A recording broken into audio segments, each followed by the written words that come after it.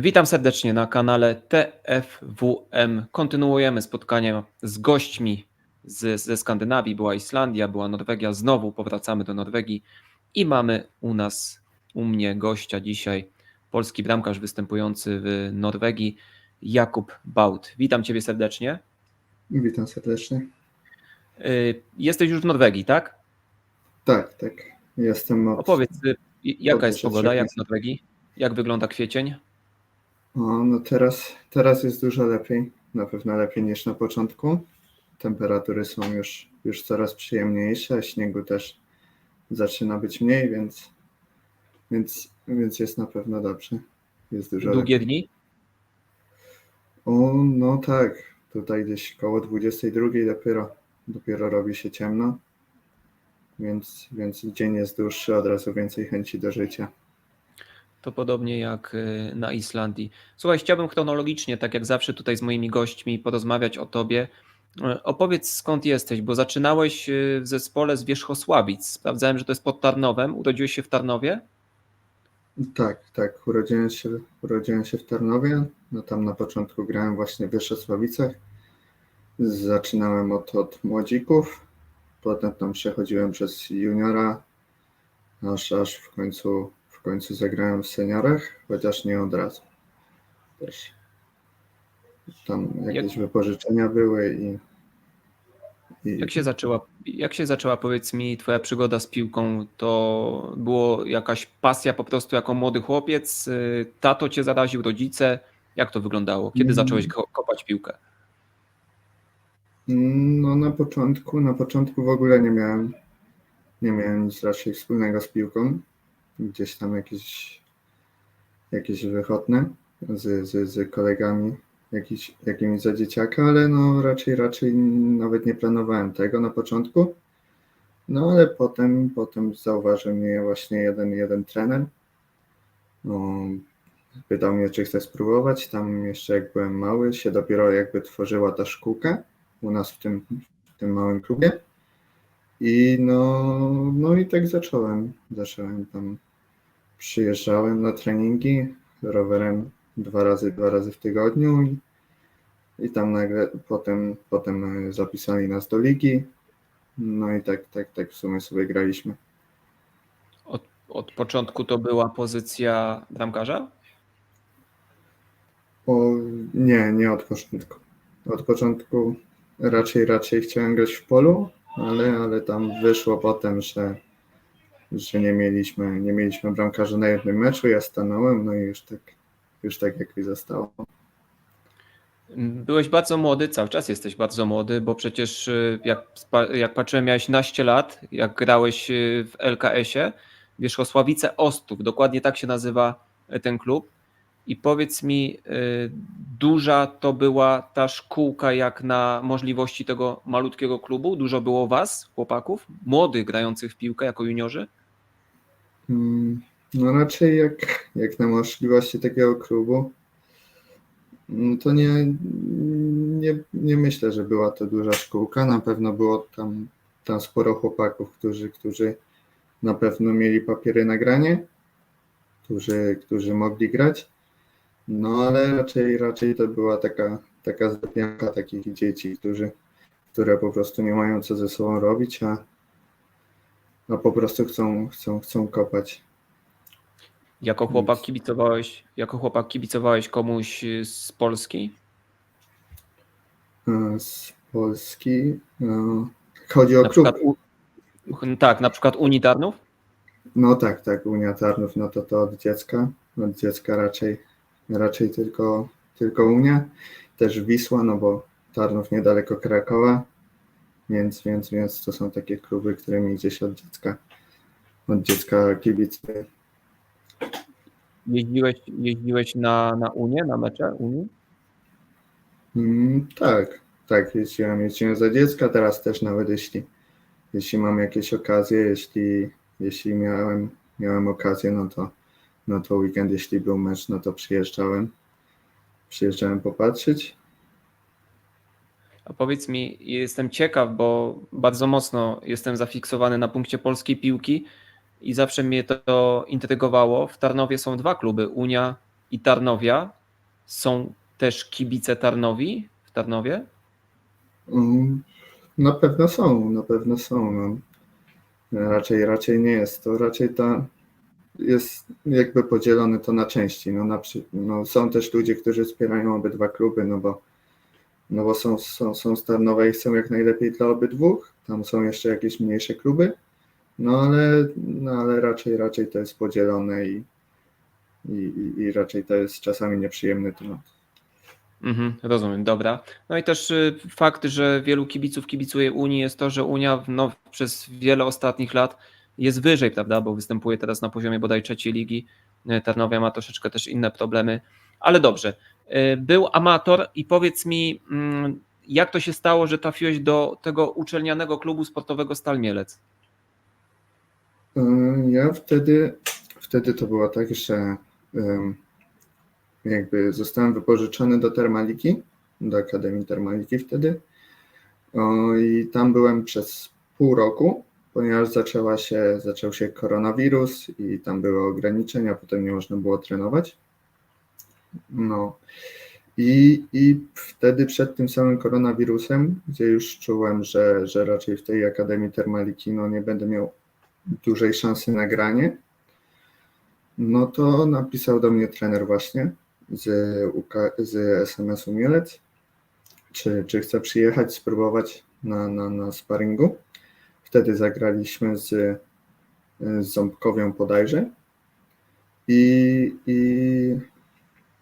no i potem był odzew pozytywny, więc wtedy chciałem zmienić od razu szkołę, zmienić od razu klub, no ale wtedy wybuchł ten koronawirus, była tam przerwa przez to pół roku dobre, w ogóle bez grania i tak dalej.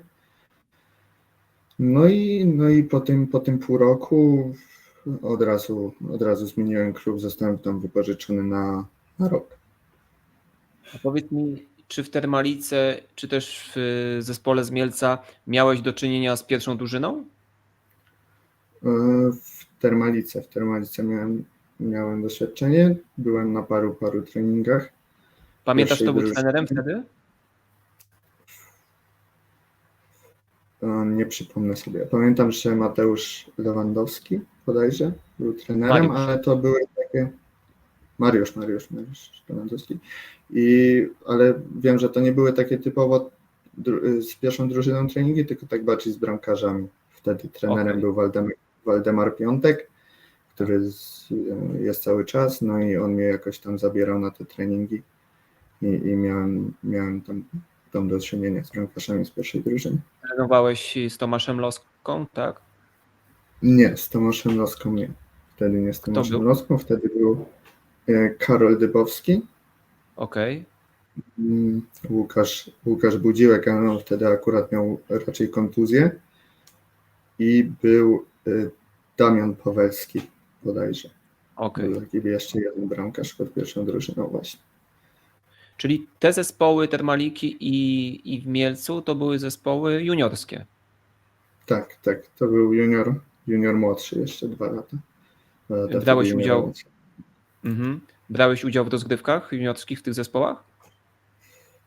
Tak, ale to były tylko te ligi wojewódzkie, nie te najwyższe.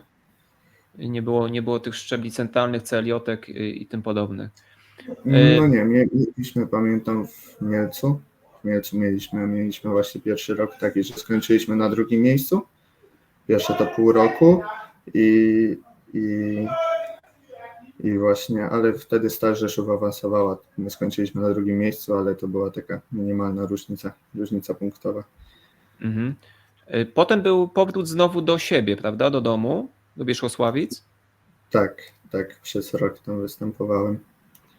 Grałeś już tam w drużynie nie amatorów? Przepraszam, nie juniorów? Tak, ja tam grałem w seniorach wtedy, jak wróciłem, ponieważ już nie chcę. Tak, cały sezon w A-klasie wtedy. Właśnie sprawdzałem. Tak? No i wtedy właśnie nie chciałem już się bawić w tą juniorską piłkę, chciałem spróbować właśnie w seniorach. No i też tam raczej przyjęli mnie z otwartymi ramionami. Dobry to był sezon? Znaczy my utrzymaliśmy się, nie byliśmy gdzieś wysoko. Mieliśmy na początku na pewno takie aspiracje, no bo pierwsze tam parę kolejek byliśmy w czołówce. No ale potem kontuzje, wszystko się przerodziło w ten spadek. A powiedz mi, jak wygląda obiekt w Wierzchosławicach? Dobra murawa? Jak to wszystko? Dobra płyta? Jak to ogólnie wygląda? Znaczy, na pewno starają się, na pewno jeśli chodzi o taki klub w takiej lidze, no to na pewno się starają ludzie o to, żeby to wyglądało jak najlepiej. A murawa, no nie Jak jest na najgorsza. No tak, no, widywałem gorsze wtedy w tym sezonie. Okej. Wiesz co, śmieję się, ale bardzo, bardzo dobrze znam ten klimat, bo sędziowałem przez 5 lat w Polsce mecze A-klasy, B-klasy, okręgówki, więc też poznałem tych ludzi, którzy byli kierownikami takich klubów i całą swoją pasję wkładali, żeby przygotować na niedzielę czy na sobotę boisko co 2 tygodnie w malutkich miejscowościach, więc mega szacunek do takich ludzi i też do was, zawodników, którzy poświęcają swój czas, mimo że to jest praktycznie piłka amatorska, prawda? No tak. No nie jest to poziom wysoki, raczej ludzie, taka lepianka osób, no ale na pewno duży szacunek, że ludziom się chce przychodzić, chce grać i nawet po takich ligach, no też mam tam dużo znajomych teraz. A sporo kibiców przychodziło na mecze? Przychodzi?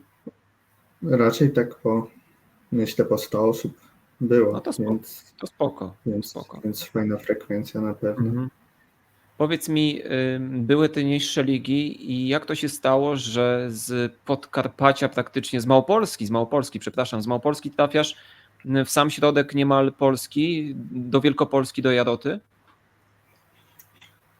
No to duża akurat zasługa mojego serdecznego przyjaciela, Kuby Kuzdry, obecnie zawodnika Chrobrego, który pomógł mi bardzo dużo i właśnie on miał tam znajomego kierownika, bo my wtedy szukaliśmy klubu, ja do niego pisałem, czy on ma jakieś kontakty, chcieliśmy tam jak najwyżej coś znaleźć.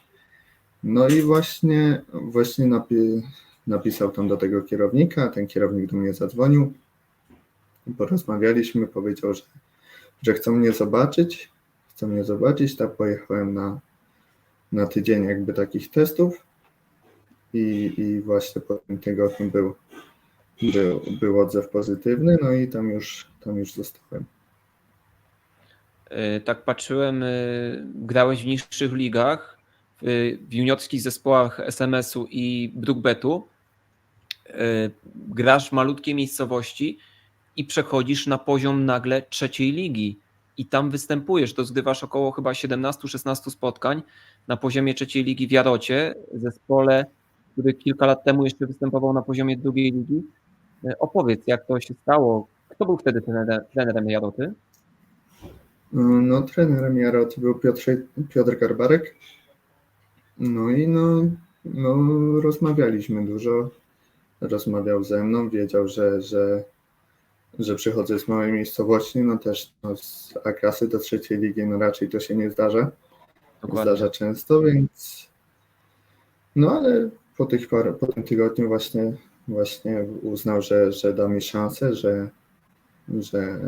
żeby właśnie zobaczyć, jak to będzie, no i zostałem wtedy ten rok i no na pewno dało mi to dużo doświadczenia, miałem wtedy 17 lat, więc też byłem cały czas młody. Więc... To był ten sezon, który został okupiony chyba spadkiem, z tego co pamiętam, do 4. ligi, ale Tak. to nieistotne. Powiedz, jak ci się grało, bo to była 3. liga, grupa 2, Jarota występował. Opowiedz tak w kilku zdaniach, jak ci się grało na poziomie 3. ligi. Już nie będę pytał o przeskok z A-klasy, B-klasy, bo pewnie jest przepaść. No tak, jest to przepaść.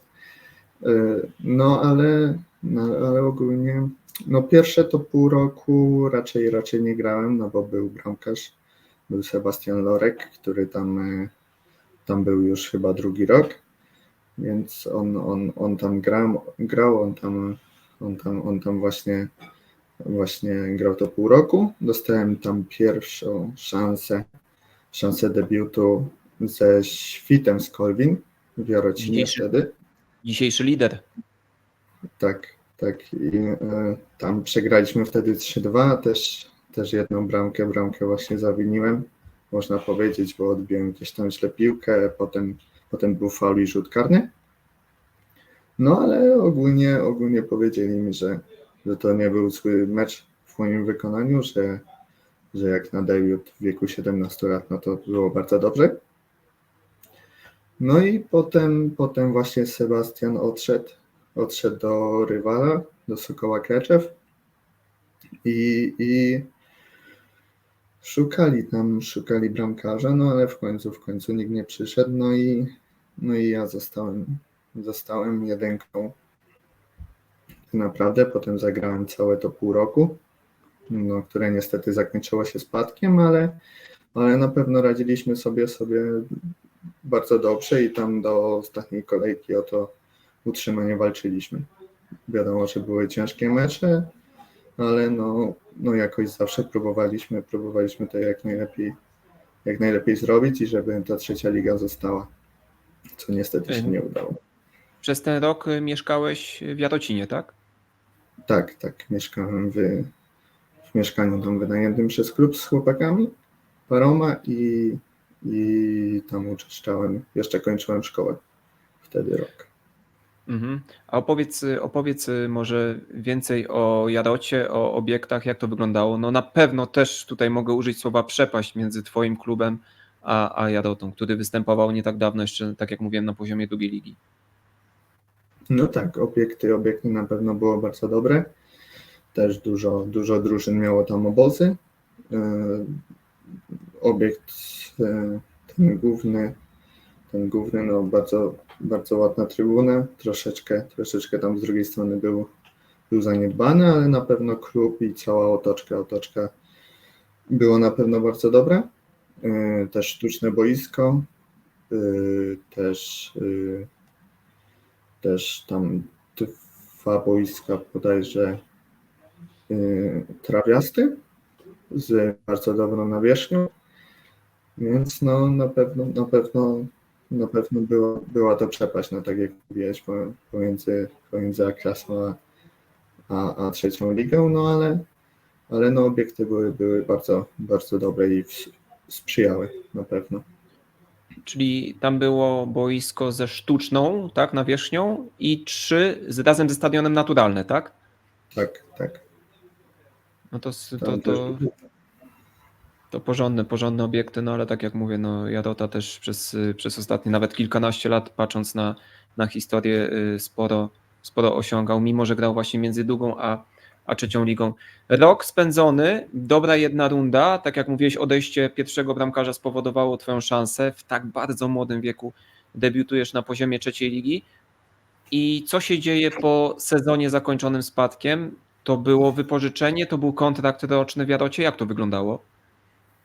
To był kontrakt na rok i ja po tym spadku właśnie, no ja powiedziałem trenerowi, tam rozmawialiśmy też było coś powiedziane o tym, żebym został, no ale powiedziałem trenerowi, że chcę spróbować znaleźć klub jeszcze w trzeciej lidze po tym spadku, no miałem 18 lat, więc na pewno było mi to na rękę, żeby zostać, zwłaszcza po tym pół roku grania w tej trzeciej lidze. No ale to niestety się nie udało. Tam były jakieś propozycje, były z trzeciej ligi, były z czwartych lig na dobrym poziomie. No ale w końcu zdecydowałem się na Iglopol Dębica też już pod koniec praktycznie okienka. Mega fajny kolejny twój transfer. Trafiasz najpierw do Jaroty, zespołu, który no, grało przeważnie w niższych ligach i trafiasz do Iglopolu Dębica, do fajnego miasta derbowego, zespół z piękną historią lat 90., gdzie grał w Ekstraklasie.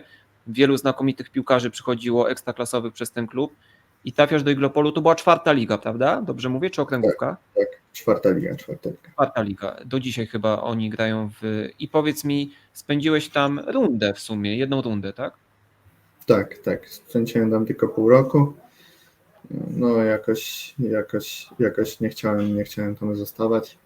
Też z trenerem podjęliśmy jakby taką decyzję, że bez sensu mam nie grać i tam tylko siedzieć na ławce, skoro mogę sobie pójść gdzieś do innej 4. ligi i tam na spokojnie grać. I to była 1 runda. No w sumie jesień z zeszłego roku, sezon 23-24, czyli mówimy cały czas o sezonie, który trwa, tak? Tak. To było I co, to. podjęliście decyzję, że kończysz przygodę i co było dalej? Była zima, tak? No tak, od razu jakby po tej rozmowie, no bo to była rozmowa no pod koniec rundy, czyli tam w listopadzie bodajże, więc od razu po tej rozmowie tam rozglądałem się za klubami, rozglądałem się za tym wszystkim, też Kuba również mi pomagał tam patrzeć coś i no w sumie wyszło na to, że spróbowaliśmy właśnie tutaj, napisaliśmy do Huberta i no i tutaj się udało coś znaleźć. Powiedz mi, jak wyglądał twój pierwszy kontakt z Hubertem, być może z chłopakami, z TFWM? Jak to wszystko wyglądało? No mi Huberta, no właśnie to jest tak, że mam już paru kolegów, znajomych tutaj, którzy właśnie wyjechali wcześniej grać i pracować właśnie tutaj z agencji. No i na pewno o Hubercie coś tam słyszałem, ale też raczej nie myślałem nad tym transferem jeszcze za granicę, nad tym wyjazdem. No i w sumie rozmawiając z Kubą, Kuba powiedział, że czemu by nie spróbować. No i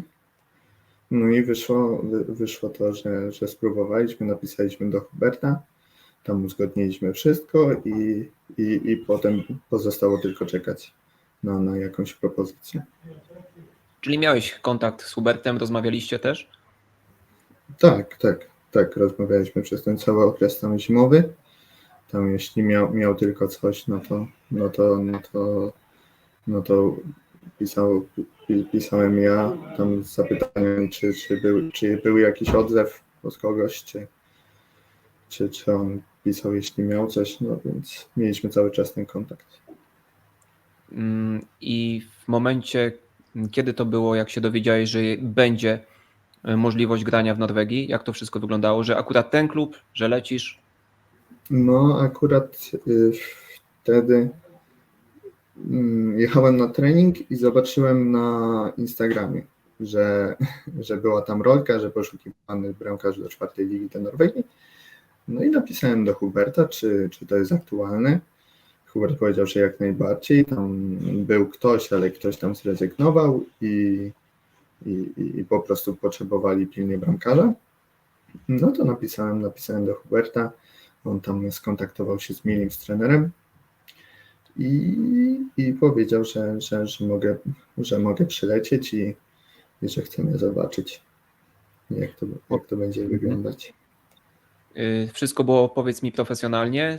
To, co Hubert tobie mówił, to wszystko tak jak przyleciałeś do Norwegii, to było?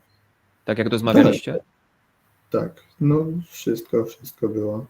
Raczej przyleciałem, trener już tam na mnie czekał na lotnisku, odebrał mnie z Osla i przyjechaliśmy właśnie tutaj. Tutaj miałem trening, potem miałem mecz i miałem wszystko zapewnioną pracę od początku, więc było wszystko tak jak się umawialiśmy. Powiedz mi, w którym miesiącu przyleciałeś do Norwegii? Ja przyleciałem 26 stycznia. Okej, czyli 3 miesiące. 3 miesiące temu, to już jesteś jakiś czas. Opowiedz, oczywiście łączysz grę w piłkę z pracą, tak? No teraz aktualnie skończyła się moja praca, no bo mieliśmy tam umowę do 21 kwietnia, no bo tutaj jakby to miasteczko, tak jak Damian wcześniej wspominał, to jest takie miasteczko turystyczne i raczej w zimę się tutaj coś dzieje, tutaj jest dużo pracy, a w tym okresie letnim raczej jest mniej. No ale na pewno klub stara się poszukać tam jakiejś pracy, żebyśmy mieli te pieniądze na życie tutaj. Powiedz mi tak z twojego punktu widzenia, bo różnie do tego zawodnicy podchodzą, wielu znam, wielu kojarzę, o wielu czytałem. Jakie ty masz podejście? To dla ciebie była radość, że oprócz treningu wchodzisz do pracy jako zawodnik? Znaczy ja byłem już do tego przyzwyczajony, no bo to pół roku w Igropolu, gdy byłem, no to nie miałem szkoły, no to też pracowałem tam przed treningami, więc no nie było to jakieś ciężkie dla mnie i raczej dobrze do tego podszedłem. No pracę też nie miałem jakiejś bardzo ciężkiej, więc na pewno to był duży plus. Jak wyglądał twój taki dzień do tego 20 któregoś kwietnia, dokąd pracowałeś? Ile godzin pracowałeś, później trening? Opowiedz może o tym dniu. No wstawałem pewnie koło 6, koło 7, robiłem jakieś śniadanko. No i potem przyjeżdżałem do pracy. Siedziałem tam powiedzmy 5-6 godzin. No i potem przyjeżdżałem do domu, jadłem obiad, albo jeśli nie mieliśmy treningu piłkarskiego, no to mieliśmy trening na siłowni. No to jechałem na siłownię, robiłem trening. Też jakby mieliśmy trening piłkarski, no to też raczej starałem się być przed tym treningiem na siłowni. I no to raczej tak po pracy obiad, siłownia, no i potem albo trening właśnie z zespołem, albo chwila odpoczynku. A powiedz mi, o której mieliście treningi? Jak to wygląda? No ogólnie treningi mamy tutaj zaraz obok, jakby mieszkamy na tym terenie stadionu, no to mamy o 18:30. Tam w tą zimę mieliśmy na takiej dużej hali z boiskiem sztucznym, no to tam też mieliśmy tak o 18:00, ale tam musieliśmy też dojechać 10 minut. Jak oceniasz ogólnie klub? Jak trafiasz po raz pierwszy w swojej przygodzie z piłką do innego kraju niż Polska? Jak oceniasz obiekt, klub, zawodników, twoich kolegów, trenera? No obiekt na pewno i klub jak najbardziej pozytywnie oceniam. No na pewno bardzo profesjonalne podejście do wszystkiego, do zawodników, ogólnie do wszystkiego. Obiekt też bardzo ładny, bardzo malowniczo umiejscowiony, z widokiem na góry, więc na pewno to jest na duży plus. Dla mnie murawa sztuczna, jak tutaj raczej na większości stadionów w Skandynawii. No zespół też zawodnicy z doświadczeniem, zawodnicy też przeplątani właśnie z tymi zawodnikami młodymi, co na pewno też daje pozytywne myślenie. No trener też bardzo doświadczony, bardzo dobry.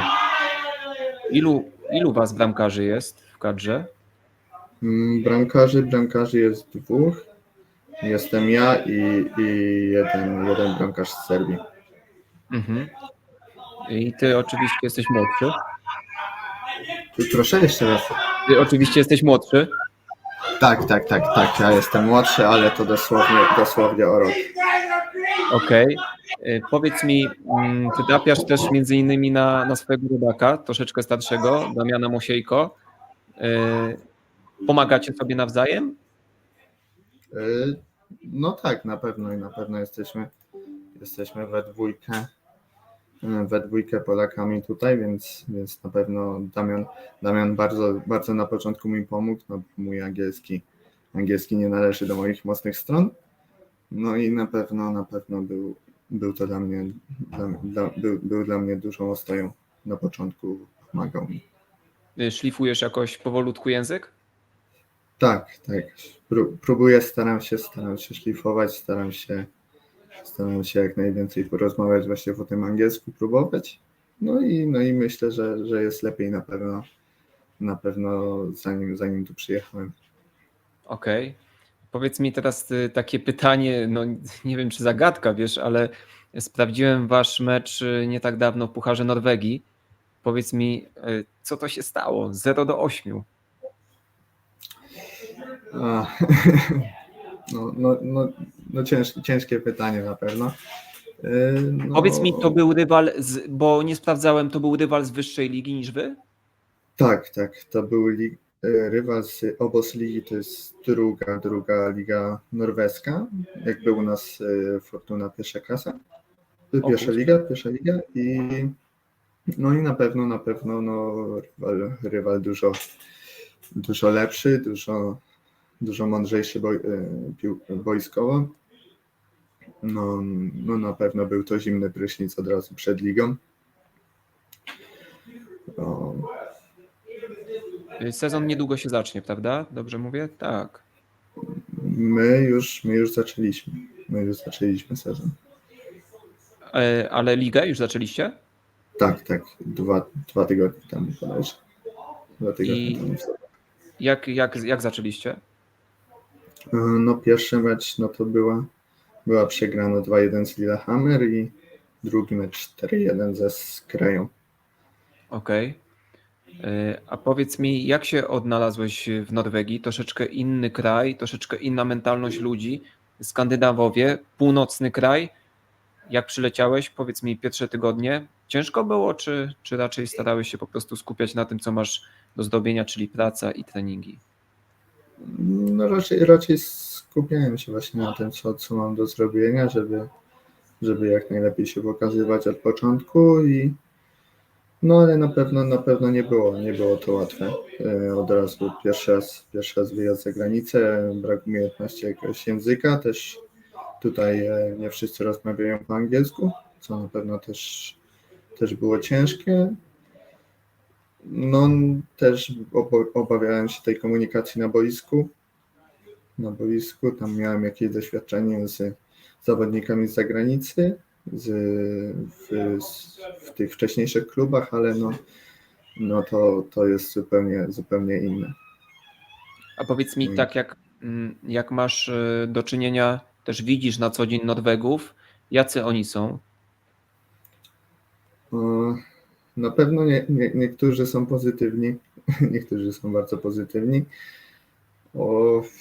raczej mało rozmowni, Tak z tego jak co zawsze. zauważyłem.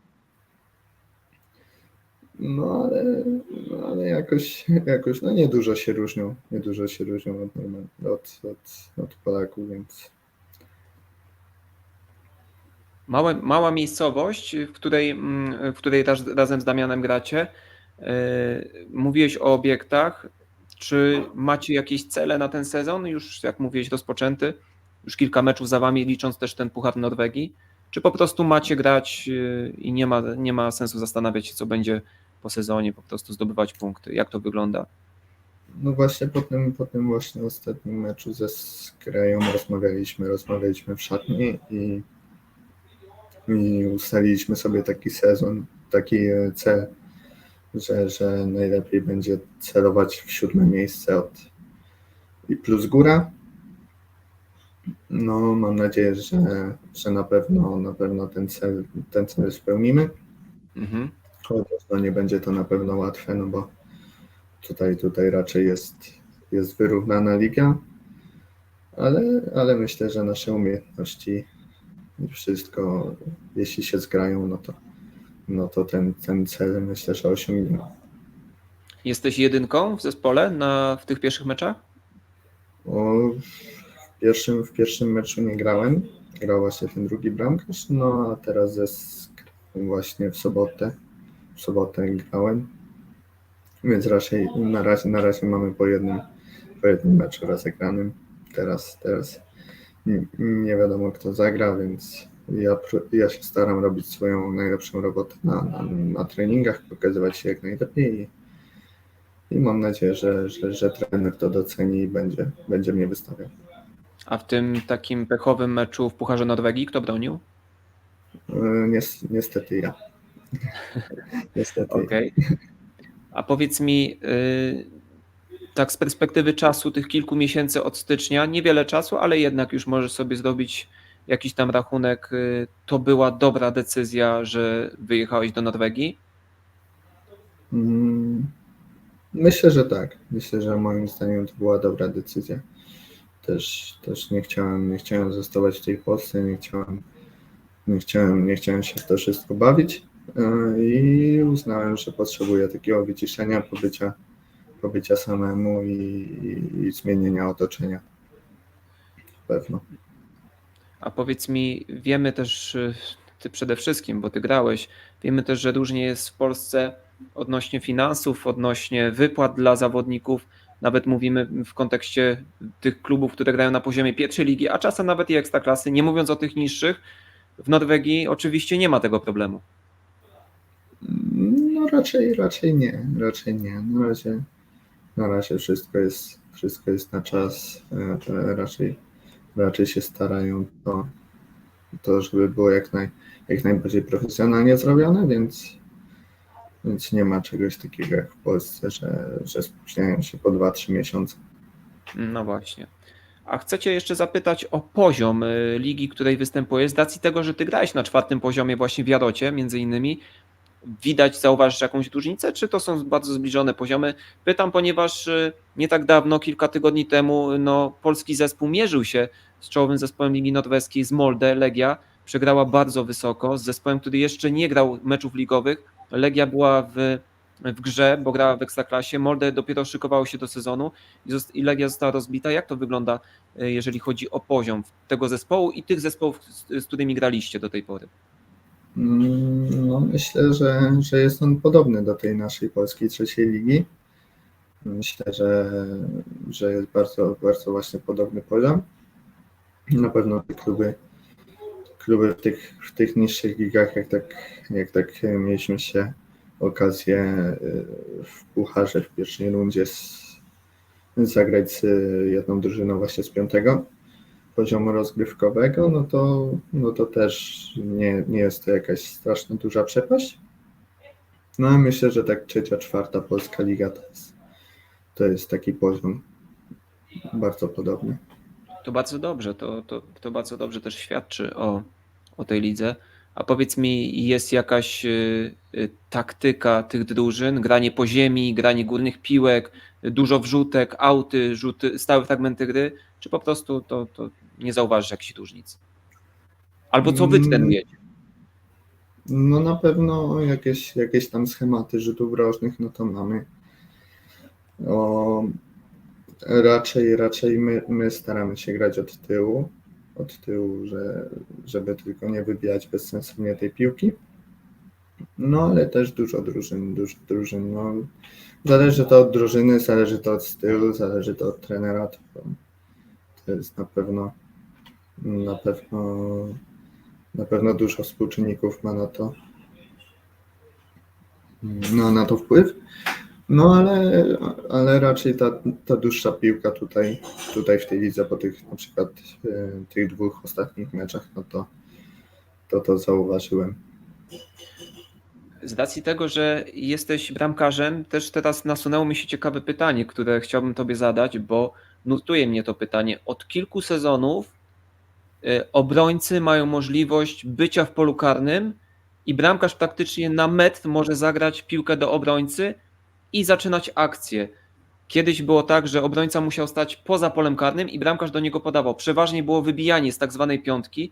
Powiedz mi, to dla ciebie nie ma znaczenia to granie właśnie od tyłu już ze swoim obrońcą, który stoi przy tobie? Jak ty to widzisz z perspektywy bramkarza? No, teraz trzeba na pewno powiedzieć, że te style gry i to wszystko poszło do przodu i bramkarz jest coraz to częściej wykorzystywany właśnie do gry, do budowania akcji od tyłu, więc dla mnie jest to na pewno pozytyw, bo nie stoję tylko i nie wybijam bezsensownie piłki, ale też mogę pograć z tymi obrońcami, tutaj zmienić stronę albo coś, więc na pewno dla mnie to jest pozytyw. Dla mnie to jest pozytyw i rozwinięcie możliwości. Okej, a teraz mała taka samoocena. Atuty Jakuba Bałta. A tutaj Lewa, prawa noga? lewa nie. Lewa raczej nie należy do najlepszych, ale na pewno prawą coś pograć umiem. I myślę, że to, co słyszałem już kiedyś, że refleks podobno mam dobry. Okej. Gra na przedpolu? Gra na przedpolu nie jest zła. Mogłaby być lepsza, ale nie jest zła. Wiesz, ja ciebie tak pytam, ale nie chcę tobie patrzeć w metrykę, ale ty nie masz jeszcze 20 lat, więc cały czas się rozwijasz, będziesz się rozwijał. Mało tego, dzisiejszej piłce, sam wiesz, obserwując piłkę, że 40-letni bramkarz to może dzisiaj bronić na najwyższym, nawet europejskim poziomie, więc ten wiek piłkarza się przesuwa. To też jest fajne. A powiedz mi, już tak powoli zmierzając do końca, oceniasz pozytywnie współpracę właśnie z Hubertem, jeżeli chodzi o travel, jeżeli chodzi o to wszystko, jak to się stało, że ty trafiłeś do Norwegii? Tak, jak najbardziej pozytywnie to oceniam wszystko. Jest to fajne właśnie dla takich młodych zawodników, jakim no jeszcze jestem ja, że nie mając tych kontaktów raczej za granicą, no, mają szansę wyjechać, mają szansę zarobku w pracy, mają szansę pokazania się właśnie w tych innych państwach i próbowania właśnie tak w Norwegii, w Islandii, że na pewno jest to bardzo pozytywne dla mnie. A jakie masz takie piłkarskie marzenie? Masz jakąś swoją ulubioną ligę albo zespół, który obserwujesz? Piłkarskie marzenie. Od dziecka raczej marzeniem było zagrać przy Rejmonta na stadionie Wisły. Właśnie w koszulce Wisły no ale tak z zagranicznych no to raczej nie celuję gdzieś wysoko. Myślę, że obojętnie jaka propozycja by się pojawiła z tych wyższych lig, no byłaby dla mnie na pewno dużym wyróżnieniem. Powiedziałeś o tej Wiśle, to nie mogę tak zakończyć. Rozumiem, że 1 albo 2 maja całym sercem za Wisłą w finale Pucharu Polski. Tak, oczywiście. Oczywiście, jeśli będzie mi tylko dane oglądnąć, no to na pewno będę oglądał. A byłeś na meczu przy Rejmonta? Tak, byłem parę razy na meczu przy Rejmonta. Jeszcze w Ekstraklasie czy w pierwszej lidze? W Ekstraklasie byłem raz albo 2 razy, ale w pierwszej lidze właśnie jak już mieszkałem bliżej domu, no to raczej starałem się jeździć na te mecze. A jeśli Fajnie. nie miałem okazji, no to gdzieś na pewno odpalałem i oglądałem. Dzisiaj albo jutro z tego co, bo kolejka teraz pierwszoligowa gra w tygodniu, wtorek, środa, dzisiaj albo jutro Wisła gra z tego co patrzyłem. Super, Jutro. fajnie. Okej. Fajnie. Słuchaj, bardzo mi miło było. Akurat 45 minut, taką jedną połówkę sobie rozegraliśmy. Miło było Ciebie poznać. Czego mogę Tobie życzyć? Myślę, że najważniejsze to jest takie wyświechtane zdrowia, bo zaczęliście sezon. Mimo że są porażki, to myślę, że będzie dobrze. A powiedz mi, jak Damian wygląda w środku pola? No Damian na pewno swoim doświadczeniem i umiejętnościami trzyma ten zespół. Trzyma ten zespół w ryzach i pcha do przodu. Na pewno jest wyróżniający się na tle właśnie tych zespołów, z którymi graliśmy i na tle zawodników tutaj. No na pewno jak najbardziej pozytywnie go oceniam. No i super. Jeszcze raz bardzo Tobie dziękuję, wszystkiego dobrego w Norwegii. A jeszcze kontrakt jak masz? Masz podpisany na rok, na 2? Jak tu wygląda sytuacja? Ja mam rok kontraktu. Mam podpisany do listopada. Okej, czyli na ten cały sezon, tak samo jak w Islandii, tutaj liga zaczyna w kwietniu, kończy chyba we wrześniu albo w październiku. Okej, bardzo Tobie dziękuję, Kuba, wszystkiego dobrego, dużo zdrowia, pozdrów ode mnie Damiana, bo też z nim rozmawiałem i życzę Wam jak najlepszych wyników ze swoim zespołem Trisim. Trzymaj się, wszystkiego dobrego. Dziękuję Pa. bardzo. Cześć.